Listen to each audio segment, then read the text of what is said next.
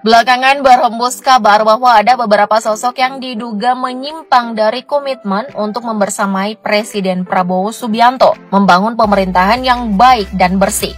Karena itu komposisi di Kabinet Merah Putih tampaknya bakal mengalami pergantian tahun depan, yang mana nama-nama populer di telinga masyarakat masuk radar pergantian. Bakal dari shuffle kabinet. Presiden Prabowo Subianto disebut segera merombak jajaran di Kabinet Merah Putih. Dua nama yang berpotensi kena geser adalah Mendikti Saintek Satrio Sumantri Bojonegoro dan Kapolri Jenderal Listio Sigit Prabowo. Baik sahabat sekalian, selamat berjumpa kembali bersama saya di channel ini, di mana pada kesempatan video kali ini saya kembali hadir untuk mereaksi beberapa buah video terkait dengan informasi politik tanah air. Dan kali ini saya akan mereaksi beberapa video terkait dengan Presiden Prabowo Subianto. Presiden Prabowo Subianto dan juga wakilnya Gibran Rakebuming Raka kini telah memasuki 100 hari kerja atau 3 bulan pertama dalam masa kepemimpinan mereka di Indonesia ini. Dan ternyata berdasarkan hasil survei dari Litbang Kompas menunjukkan kepuasan publik mencapai 80,9% atau nyaris 81%. Namun di balik keberhasilan atau juga prestasi yang mereka dapatkan, ternyata masih ada beberapa hal yang perlu diperhatikan. Dan berdasarkan isu yang sementara beredar, ada beberapa nama menteri yang bakal diresafel pasca 100 hari kerja Presiden Prabowo Subianto dan juga wakilnya Gibran Rakebuming Raka. Dari beberapa nama yang dimasukkan ini, ternyata mereka diberikan kesan yang kurang bagus, baik yang bermasalah secara administratif maupun juga ada hal-hal lain yang dinilai tidak menunjang pekerjaan atau tidak menunjang program kerja dari Presiden Prabowo Subianto.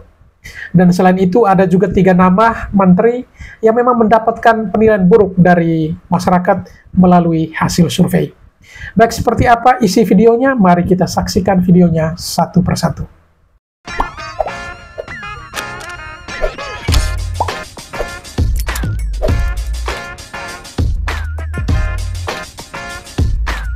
Belakangan berhembus kabar bahwa ada beberapa sosok yang diduga menyimpang dari komitmen untuk membersamai Presiden Prabowo Subianto membangun pemerintahan yang baik dan bersih. Karena itu komposisi di Kabinet Merah Putih tampaknya bakal mengalami pergantian tahun depan, yang mana nama-nama populer di telinga masyarakat masuk radar pergantian. Nah, tanpa berlama-lama, berikut ini 6 menteri pengkhianat yang akan dipecat Prabowo tahun 2025. Teddy Indrawijaya. Kita mulai dari sosok Teddy Indrawijaya atau populer di mata publik dengan sapaan Mayor Teddy. Sehari setelah pelantikannya sebagai sekretaris kabinet di Kabinet Merah Putih, jabatan tersebut dianggap kontroversi karena diduga melakukan pelanggaran Undang-Undang TNI dan menjadi noda awal reformasi TNI. Adapun pasal yang dilanggar adalah pasal 47 ayat 2 Undang-Undang tentang jabatan yang boleh diduduki oleh TNI aktif hanya ada di 10 lembaga atau instansi.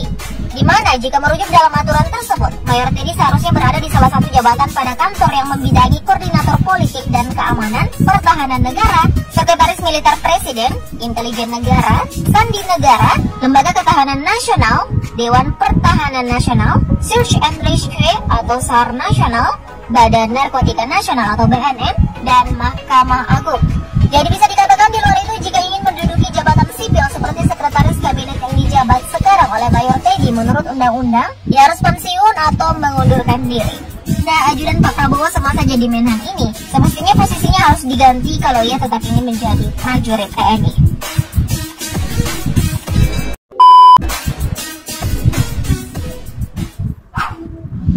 Budi Aris Setiadi.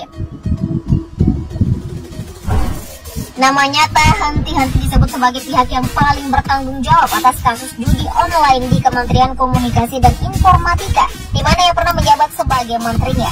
Nah, sekarang seperti yang kita ketahui, Budi Aris Setiadi dipercaya Presiden Prabowo sebagai Menteri Koperasi Indonesia. Dan saat ini juga Kementerian Komunikasi dan Informatika telah berubah nama menjadi Kementerian Komunikasi dan Digital. Budi Aris Setiadi dianggap terlibat dalam kasus backing judi online. Direktorat Reserse Kriminal Umum Polda Metro Jaya menyatakan terus menelusuri dugaan keterlibatan mantan Menteri Komunikasi dan Informatika Budi Aris Setiadi. Sebagai penunjuk langsung, sosok bernama Adi Kismanto sebagai staf ahli di Kementerian Komunikasi dan Informatika. Nah, Adi Kismanto sendiri sudah jadi tersangka dalam kasus judi online yang sebenarnya tak lolos seleksi masuk di kementerian tersebut, tetapi kemudian ditunjuk menjadi staf ahli oleh Budi Ari. Hingga saat ini Polda Metro Jaya juga menetapkan sebanyak 28 orang tersangka. 10 diantaranya merupakan pegawai Komdiji. Publik terus bertanya-tanya soal keterlibatan Budi Ari yang menepis dan menganggap dikhianati oleh mantan pegawainya di Komdiji yang dulu ia percayai mampu memberantas judol justru berpaling dari tugasnya.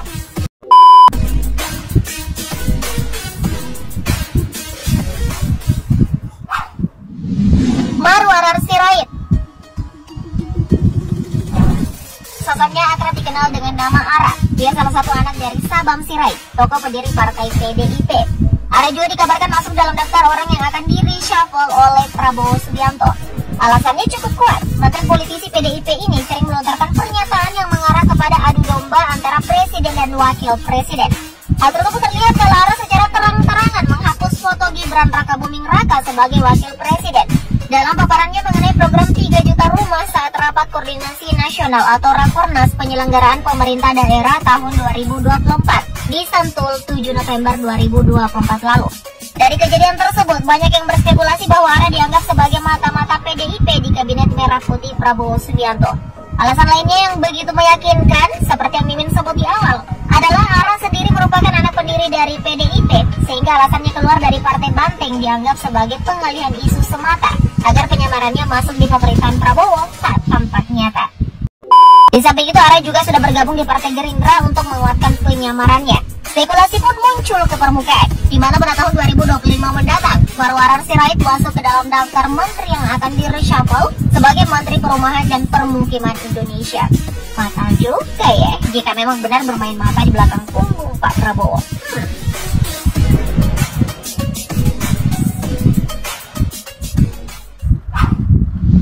Natalius Pigai.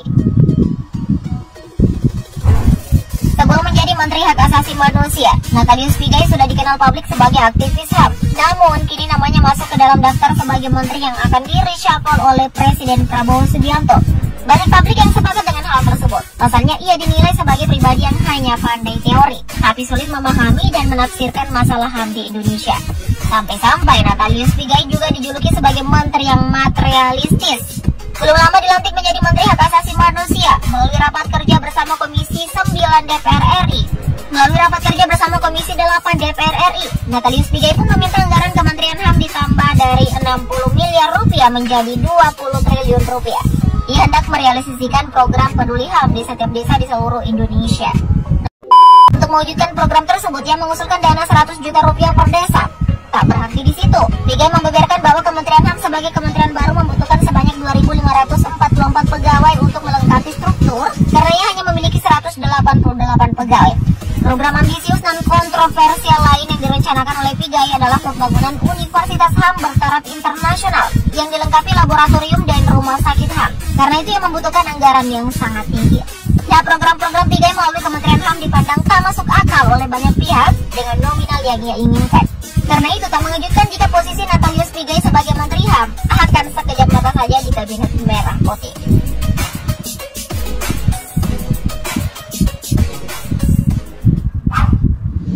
Anggito Abimanyu. Sosoknya dikenal sebagai ekonom senior. Ia pun dilantik oleh Presiden Prabowo Subianto sebagai Wakil Menteri Keuangan di Kabinet Merah Putih. Namun belakangan nama Anggito Abimanyu pun digadang-gadang masuk dalam daftar orang yang akan di-reshuffle oleh Presiden Prabowo tahun depan. Hal tersebut tak lepas dari skandal masa lalunya yang baru diketahui oleh Pak Prabowo. Terungkap, Anggito Abimanyu diterpa kasus plagiarisme dalam artikel opini yang ia tulis dan dimuat di harian Kompas pada 10 Februari 2014 silam. Dari peristiwa tersebut, ia mengakui kesalahannya dan menyatakan mengundurkan diri sebagai staf pengajar Fakultas Ekonomi dan Bisnis atau FEB Universitas Gadjah Mada pada 17 Februari 2014. Lagian sama saja kejahatannya guys, sebab hal tersebut termasuk mencuri hasil pikiran autentik orang lain.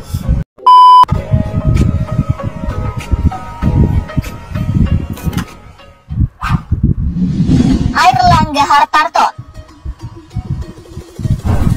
Terakhir ada sosok Airlangga Hartarto. Jika Kabinet Merah Putih. Ia dipercaya Presiden Prabowo Subianto menjabat sebagai Menteri Koordinator Bidang Perekonomian. Di Pilpres 2024 lalu, bisa dibilang kala masih menjabat sebagai Ketua Umum Partai Golkar, Airlangga Hartarto memiliki kontribusi besar dalam memenangkan Prabowo Subianto sebagai Presiden ke-8 Indonesia. Namun dibalik itu, kasus korupsi ekspor minyak sawit mentah atau crude palm oil atau CPO dan turunannya masih mencuat sampai sekarang setelah Airlangga Hartarto mengundurkan diri dari kursi Ketua Umum Partai Golkar. Kasus tersebut tengerai berkaitan dengan keputusan Airlangga mundur dalam Musyawarah Nasional atau Munas Golkar yang dimenangkan oleh calon tunggal Bahlil Lahadalia. Kasus korupsi yang menyeret nama Airlangga ini bermula saat masyarakat mengalami krisis dan lonjakan harga minyak goreng pada tahun 2022 lalu. Direktorat Penyidikan Jaksa Agung Muda Bidang Tindak Pidana Khusus atau Jampidus Kejagung kemudian mengendus adanya praktik korupsi. Kasus ini pun diprediksi menimbulkan kerugian negara sebesar 6,47 triliun rupiah. Alhamdulillah ya, Pak Prabowo telah mewanti-wanti menterinya untuk tidak korupsi jika tak ingin menerima resiko dari kelakuan tersebut. Nah, menurutmu apa nama-nama tersebut memang layak diganti? Lalu siapa yang pas mengisi posisi mereka? Bakal ada reshuffle kabinet.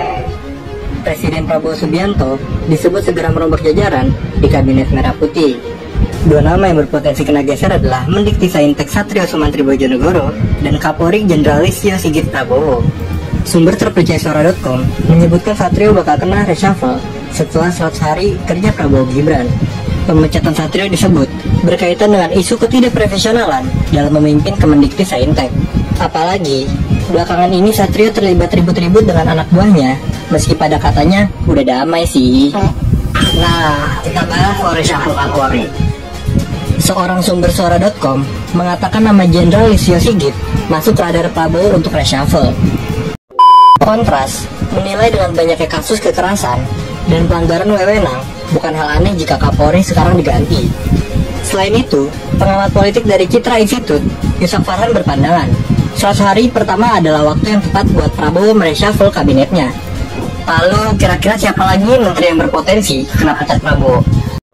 Wow, inilah jajaran menteri yang memiliki skor paling buruk dalam kinerja 100 hari pemerintahan Prabowo Gibran. Bahkan ada nama dari Natalius Pigai, Budi Arie, sampai Bahlil Lahadalia. Yap, baru-baru ini survei telah dilakukan oleh Shelios yang memberikan catatan rapor kinerja 100 hari pemerintahan Prabowo Subianto dan Gibran. Ternyata ada beberapa menteri yang dinilai memiliki skor paling buruk dan dianggap perlu diganti atau direshuffle. Di urutan paling bawah ada Menteri Desa yaitu Yandri Susanto yang dianggap terlalu banyak kontroversi dalam kebijakan desa dan dugaan konflik kepentingan. Kemudian yang kedua ada Menteri Kehutanan Raja Juli Antoni yang dianggap banyak kontroversi dalam kebijakannya dan dapat menyebabkan deforestasi. Selanjutnya ada Menteri ESDM yaitu Bahlil Lahadalia yang dianggap kinerjanya tidak efektif dalam pengelolaan sumber daya energi. Selanjutnya ada Menteri Koperasi Budi Arie Setiadi yang dinilai tidak punya terobosan dalam pengelolaan koperasi. Dan selanjutnya ada Menteri HAM yaitu Natalius Pigai. Beliau merupakan salah satu menteri yang di awal menjabat saja sudah membuat kontroversi, yaitu meminta dana sampai puluhan triliun untuk menjalankan kementerian yang dipimpinnya dan kebijakannya tidak terarah. Pak Prabowo itu kalau seluruh program dan keinginannya itu harus diwujudkan, itu perlu uang 6.000 triliun. Tapi kenyataannya sekarang negara hanya punya 3.000 sampai 3.500 triliun. Artinya perlu 2.500 sampai 3.000 triliun. Nah, di mana Pak Prabowo mencari? Nah, misalnya kemarin kita lihat beliau mengejar para pengusaha sawit. Nah, pengusaha sawit ada yang menarik itu, bahwa bagaimana Pak Prabowo dengan lantang mengatakan ini inti dan plasma. Itu sejak pemikir orang tua saya, bahwa di mana-mana inti itu lebih besar, inti itu kecil daripada plasma. Ini kebalik. Nah, dia mau periksa semua orang di penyelenggara sawit itu, kembalikan mana yang tipu-tipu lahan, mana yang tidak benar mengaku punya izin misalnya 2 juta tapi ngambilnya 3 juta. Nah, saya dengar dari situ saja ada komitmen 350 triliun bisa ditarik. Artinya, nah ini kita tunggu nih. Kalau kas itu bisa terisi di tahun depan hanya dengan satu kebijakan seperti itu misalnya, nah itu menarik. Prabowo lebih masuk akal dibanding Jokowi karena berani evaluasi proyek strategi nasional. Guys, beberapa proyek strategis nasional atau PSN akhirnya justru menimbulkan konflik sama rakyat sekitar. Karena hal ini juga, akhirnya Prabowo akan evaluasi semua PSN yang udah disahkan di era Jokowi kemarin. Nah, karena keputusan ini, banyak yang menilai Prabowo itu jauh lebih logis dibandingkan Jokowi. Hal ini dijelasin sama Rocky Gerung, kalau zaman Jokowi itu nggak pernah dijelasin maksud dari strategis itu apa. Jadinya, yang nggak tahu apakah ini berfungsi dan bermanfaat bagi rakyat apa enggak. Bahkan guys, bagi Rocky, PSN itu cuma akal-akalan biar Jokowi kelihatan kerja lewat pembangunan. Menurut kalian, emang apa sih guys tujuan proyek strategis nasional ini? Emang berdampak buat rakyat? Presiden Prabowo sudah akan mengumumkan PT Danantara mengambil fungsi Kementerian BUMN. Ternyata saya kecewa lagi. Dan saya punya keyakinan sepertinya ini ada lobby besar dari Menteri BUMN Pak Erick Thohir. Ya awalnya saya menduga bahwa Pak Prabowo hanya tunduk kepada Jokowi. Ternyata sekarang nggak tunduk juga kepada menterinya Jokowi karena dia berubah untuk merubah ke Kementerian BUMN. Nah, saya paham bahwa pasti banyak sekali lobby untuk menghalangi keinginan Prabowo membubarkan Kementerian BUMN untuk memurnikan pengelolaan BUMN. Kenapa saya katakan demikian? Saya alami betul. Saya asesmen BUMN 2006 dan 2006 itu saya sudah berniat membubarkan Kementerian BUMN 2009. Tapi dengan berbagai lobby macam-macam sehingga tidak pernah bisa terjadi sampai sekarang. Dan pada saat Presiden Prabowo terpilih, saya punya harapan bahwa pemurnian pengelolaan BUMN memang harus dilakukan.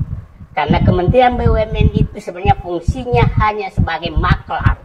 Maklar dari proyek, maklar pengangkatan direksi komisaris, dan lain-lainnya. Itu tidak ada lebih dari situ. Nah, maklar ini tidak mau kehilangan fungsi sama sekali. Nah, Anda harus tahu bahwa tidak ada negara manapun di dunia yang punya Kementerian BUMN. Cina pun yang hampir semua BUMN tidak ada Kementerian BUMN. Singapura yang 90% ekonominya dikelola oleh Temasek nggak ada Kementerian BUMN. Malaysia yang khasanah BUMN-nya maju tidak ada Kementerian BUMN. Satu-satunya negara yang ada Kementerian BUMN adalah Indonesia. Dan itulah sumber malapetaka karena disitulah terjadi kong kali kong yang sangat besar. Nah, saya orang yang tidak suka sama sekali namanya ada kekuasaan dibentuk tanpa kompetensi. Kementerian BUMN tidak kompetensinya mengelola BUMN karena memang ya saya mengatakan bahwa agak aneh supaya publik paham. Saat itu saya hari kedua jadi asesmen BUMN yang minta menghadap ke saya Agus Martowardoyo di Bank Mandiri saat itu. Di hati saya bertanya, apa hebatnya Said Didu sehingga Agus Marto menghadap? Nah, ini kan lembaga seperti ini yang tidak ada orang hebat di dalamnya, tapi ditakuti, itu tidak boleh ada dalam negara ini. Nah, saya salut terhadap Prabowo ingin melakukan itu. Yang menarik, 2 hari, tanggal 14, saya dapat informasi bahwa ini batal. Nah, saya dapat informasi batalnya karena ada lobby bahwa Pak Prabowo mau pakai jalur revisi undang-undang BUMN. Nah, ini jalur panjang yang nggak mungkin terjadi. Padahal sebenarnya ada jalan pintas yang harus dilakukan adalah publik harus paham bahwa Kementerian BUMN itu hanyalah kuasa pemegang saham, bukan pemegang saham. Pemegang sahamnya adalah Menteri Keuangan. Karena di dalam undang-undang keuangan negara itu disebutkan di pasal 2 huruf G bahwa aset yang dimaksud aset negara termasuk aset negara yang dipisahkan dari BUMN. Atas dasar itulah yang digunakan menjadikan Menteri Keuangan sebagai pemegang saham dan Menteri BUMN hanya kuasa pemegang saham. Dan pada saat itu undang-undang itu jadi, jalan keluar yang diambil 2003-2004 itu adalah membuat PP pelimpahan kewenangan pemegang saham dari Menteri Keuangan kepada Menteri BUMN melalui PP 41 41. Nah, jadi sebenarnya kalau Pak Prabowo mau pakai jalan pintas, maka ubah saja PP-nya, mengubah, menyatakan bahwa kuasa pemegang saham dilimpahkan dari Menteri Keuangan kepada Dirut Danantara. Terus Kementerian BUMN diapain? Kementerian BUMN untuk sementara ya mungkin 6 bulan, setahun, hanya mengurus kebijakan pelayanan publik BUMN, subsidi, PSO, KUR, dan lain-lain itu yang dikerjakan Kementerian BUMN. Nah, tapi saya paham betul apabila Pak Prabowo mengikuti keinginan bahwa harus revisi undang-undang BUMN, saya punya keyakinan bahwa Pak Prabowo tidak akan berhasil. Kenapa? Begini, merevisi undang-undang BUMN baru ada gunanya kalau merevisi undang-undang keuangan negara. Merevisi undang-undang negara itu membuka kotak Pandora kenikmatan Kementerian Keuangan dan DPR terhadap pengelolaan keuangan negara. Sebelum undang-undang keuangan negara, Undang-Undang Nomor 17 2003 ada, maka yang berkuasa penetapan anggaran itu adalah Bappenas, Kementerian Keuangan, DPR. Itu diamputasi semua di Undang-Undang Nomor 17 2003. Sehingga yang menentukan sekarang hanya DPR sama Kementerian Keuangan. Nah, ini pasti Kementerian Keuangan tidak akan pernah mau mengusulkan revisi undang-undang tersebut. Dan pasti DPR tidak mau merevisi undang-undang tersebut. Apabila direvisi, maka kehilangan kewenangan. Tanpa merevisi undang-undang keuangan negara, tidak ada gunanya merevisi undang-undang BUMN. Karena tetap dia pemegang sahamnya adalah Menteri Keuangan. Nah, sekarang kembali ke pertanyaan, Pak Prabowo ini mau memurnikan BUMN atau masih mengikuti orang yang mau menikmati BUMN sebagai tempat cawe-cawe? Maklar-maklar itu masih mau berkuasa. Dan Pak Prabowo harus menyadari bahwa yang menghalangi adalah maklar jabatan, maklar komisaris, maklar direksi, maklar proyek, dan lain-lain. Itu yang menikmati sekarang. Dan itu pasti bergerak, sangat wajar. Nah, Pak Prabowo lagi menghadapi masalah fiskal yang sangat besar. Tidak ada jalan lain kecuali mencari sumber pendanaan yang bisa menggerakkan ekonomi. Satu-satunya yang bisa menggerakkan ekonomi dengan aset yang sangat besar, kita mendekati 10.000 triliun sekarang, itu adalah BUMN. Tapi harus dikelola secara profesional. Menempatkan orang-orang profesional. Saya katakan, memposisikan BUMN itu namanya badan usaha milik negara, bukan badan usaha milik pemerintah. Jadi BUMN itu harus lembaga negara, bukan lembaga pemerintah. Kementerian itu lembaga pemerintah. Nah, jadi posisi Kementerian BUMN itu sebenarnya sama dengan TNI. Yang bisa jadi panglima TNI hanya tentara. Yang bisa jadi pejabat BUMN adalah profesional BUMN. Tidak boleh ujuk-ujuk caleg gagal tahu-tahu jadi komisaris. Tidak, jadi akhirnya karena tidak ada batasan itu, maka itu Kementerian BUMN tempat penampungan caleg-caleg gagal. Itu sangat berbahaya.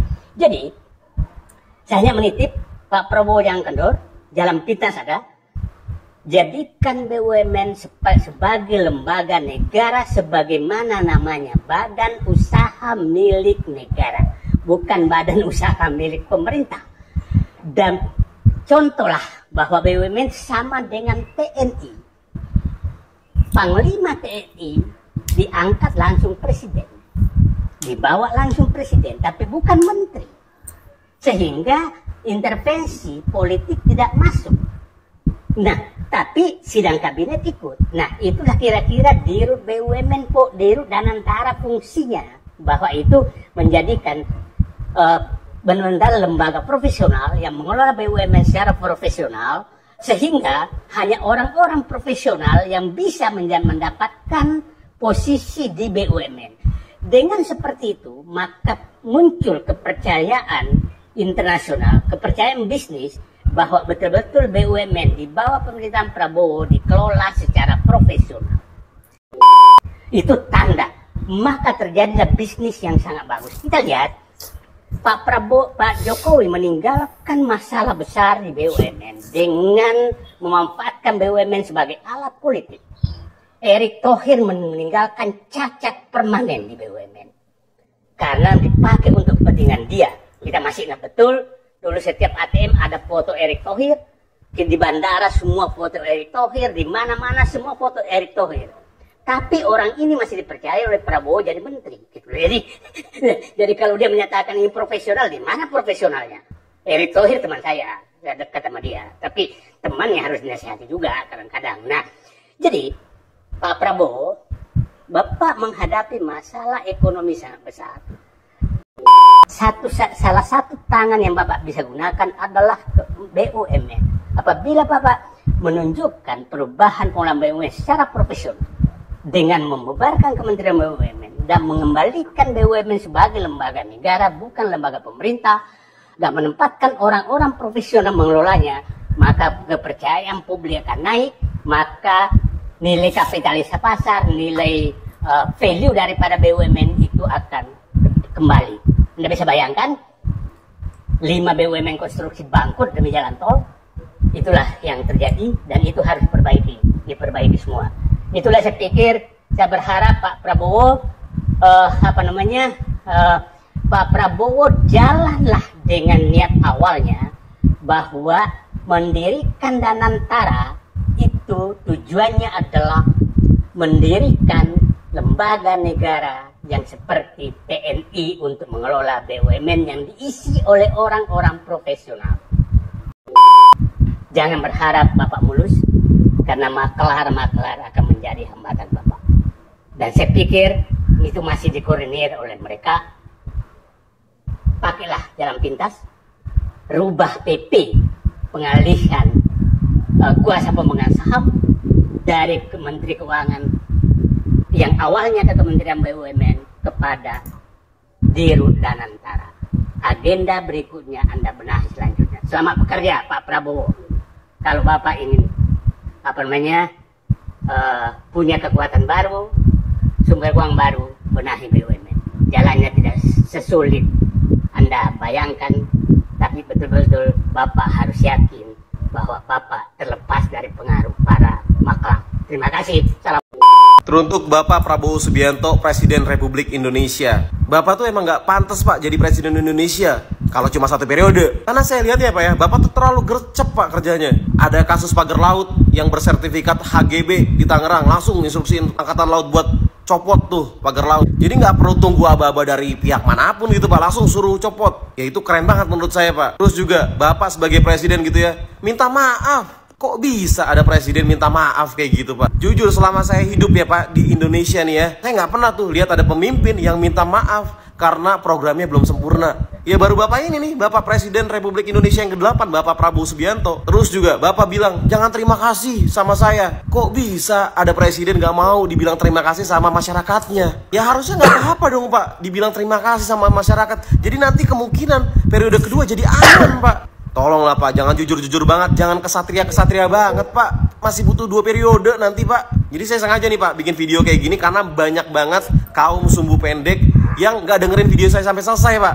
Nggak ngerti VT-nya tuh apa maksudnya. Ya yang mau tuh ya udah begini-gini aja nih videonya, jujur apa adanya. Asli gue muak banget sama kaum sumbu pendek. Indonesia lagi menyala nih, Pak Presiden akhirnya speak up masalah kasus korupsi 300 triliun yang kena hukuman cuma 6,5 tahun penjara. Dan beliau ngomong kayak gini. Kalau sudah jelas mengakibatkan kerugian, terutama juga hakim-hakim yang vonisnya jangan terlalu ringan lah. Rakyat di pinggir jalan ngerti, vonisnya sekian tahun. Tolong Jaksa Agung naik banding nggak? Naik banding ya? Naik banding. Vonisnya ya 50 tahun begitu kira-kira. Nah, kalau kayak gini kan masyarakat jadi tenang kan bahwa presiden ternyata merhatiin dan juga turun tangan untuk memberantas korupsi sampai menyarankan untuk bisa sampai 50 tahun. Nah, di sini juga Pak Presiden mengarahkan untuk Menteri Permasyarakatan dan juga Kejaksaan Agung untuk mengajukan banding, dan sudah diajukan banding. Kita tinggal lihat lembaga yudikatif dan lembaga lainnya apakah setuju atau tidak. Pasti banyak yang nanya, tapi bang, masa ya presiden nggak bisa langsung ngasih kekuasaan 100% kayak langsung hukuman 50 tahun penjara? Nggak bisa. Negara ini 100% tidak dipegang oleh presiden karena dibagi oleh beberapa lembaga. Dimana kalau misalkan 100% dipegang oleh presiden atau kalau pemimpin, takut disalahgunakan. Makanya ada lembaga dimana setara. Jadi kayak dimusyawarahkan, ini setuju, ini setuju, ini setuju. Nah, baru itu keputusan bisa disahkan. Di sini Pak Presiden sudah mengajukan banding melalui Kejaksaan Agung. Kita bakal lihat lembaga lainnya menyetujui atau tidak. Itu yang perlu dipertanyakan. Karena kita masyarakat, sebenarnya kata Pak Prabowo, orang di pinggir jalan aja tahu 300 triliun itu hukumannya pasti bisa lebih dari 20 bahkan sampai 50 tahun. Kalau lembaga lain tidak menyetujui banding Pak Prabowo, berarti perlu dipertanyakan ini. Lembaga-lembaga ini berarti tidak mensupport aksi pemberantasan korupsi.